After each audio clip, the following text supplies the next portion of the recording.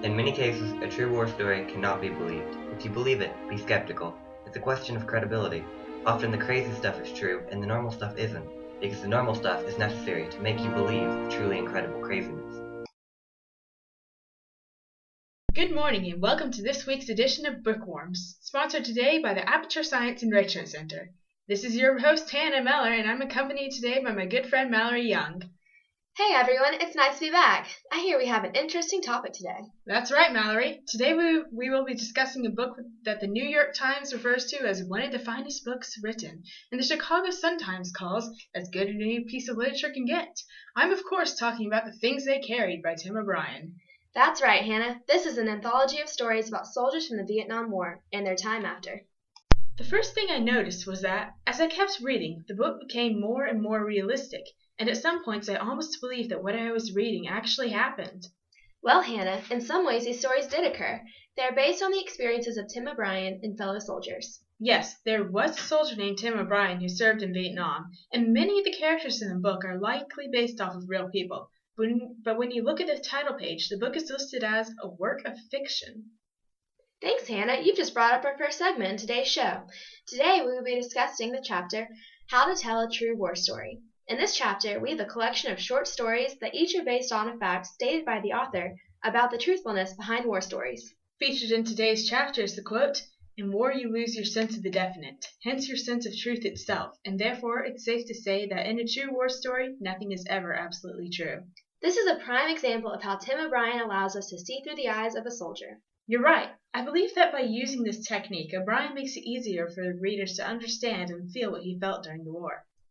That point reminds me of a later chapter, Good Form. That's exactly the chapter I was referring to. How extraordinary! It's almost like we're reading from a script.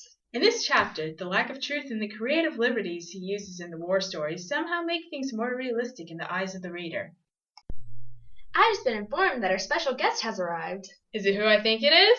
It's exactly who you think it is. Everyone, please welcome author Tim O'Brien. Hey everyone, it's great to be here. We could always keep on guessing about the motivations of Tim O'Brien, but who would do that when they could go straight to the source and ask him? Thanks for agreeing to come. We're glad to have you.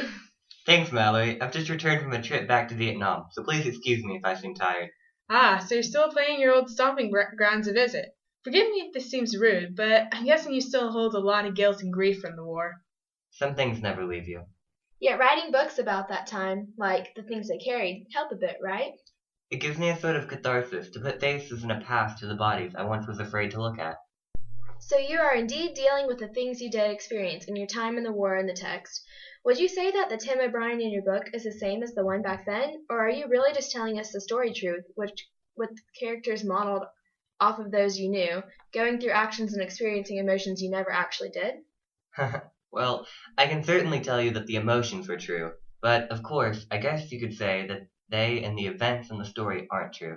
You brought up the term story truth, and that's what all war stories are littered with. Interesting. So you're saying that in all war stories we are actually seeing truth set forth by the author, and that they are only true as far as the story goes? Yes, the truth is that war is ambiguous. The stories are the truth to us, or at least all the truth we can put into words. War messes with you. You remember things, experience things, and feel things differently. Later on, when you're telling people about those events, you have to take some liberties in order to get at the real truth. As I said in my book, all you can do is tell it one more time, patiently, adding and subtracting, making up a few things to get at the real truth. And the real truth you stated was that, at the core, war stories aren't even about war at all. You mentioned one story in particular, one about the baby water buffalo, calling it a love story. Can you explain that for us? Sure. My whole idea behind that story was to show an unrestrained expression of grief. Rat Kiley's best friend, Kurt Lemon, was blown up in front of him in the middle of a harmless game during what seemed to be a brief respite in the middle of the war. Rat was only 19 years old. He had no idea what was going to happen, and when Lemon was blown into pieces, Rat's whole world changed. He had lost his best friend in mere seconds. Sometimes soldiers can joke and blow off what's happening, make the grief seem less at times, but for Rat, in that instance, it hit too close to home to be unreal. So shooting the buffalo in the story was an emotional release for Rat? Yes, at that point, Rat was able to take out everything on that baby buffalo. He poured his love, hate, grief, and fear into the torture of that animal. That buffalo stayed alive through it all to symbolize the evil of Vietnam, or rather, the evil of the events taking place in Vietnam. In my book, I said that in Vietnam, every sin is real fresh and original. That's what the immediate gratification of all of the emotions boiling up inside the character was, really. Ah, I see. It sure was a brutal way to convey that, but I guess it was necessary.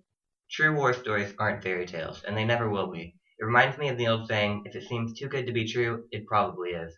Therefore, a war story's authenticity can be determined by its attention to detail.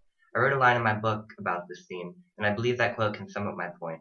If a story seems moral, do not believe it. If at the end of a war story you feel uplifted, or if you feel that some small bit of rectitude has been salvaged from the larger waste, then you have been made the victim of a very old and terrible lie.